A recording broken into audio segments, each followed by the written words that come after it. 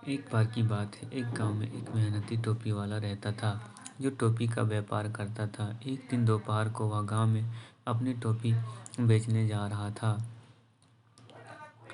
वह एक जंगल से गुजर रहा था। वह अपनी सर पर टोपी की टोकरी लिया हुआ। दोपहर को बहुत ज़्यादा धूप होने के कारण वह थक गया। वह विश्राम करने के लिए एक पेड़ के नीचे बैठ गया। उसने अपनी टोपी से भरी टोकरी जमीन पर रख दी और वहाँ पेड़ के नीचे लेटकर आराम करने लगा।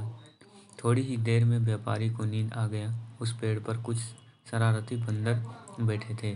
व्यापारी को सोया हुआ देखकर उन्होंने सारी टोपियाँ चुराकर पेड़ पर चढ़ गई।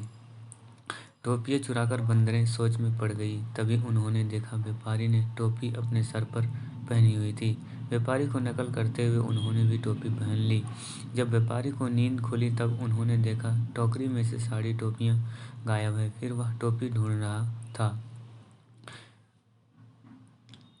तब अचानक उसने पेड़ में बंदरों को टोपी पहनते हुए देखा। व्यापारी को बहुत गुस्सा आया। उसने पत्थर उठाकर बंदरों को मारना शुरू कर दिया। उसकी नकल करते हुए बंदरों ने भी पेड़ से फल तोड़कर उसे मारने लगा। व्यापारी अब समझ गया था कि बंदरों से उसकी नकल कर रहा है। फिर उसके मन में एक विचार आई। उसने तुरंत अपने सर से टोपी निकाली और जमीन पर फेंक दी।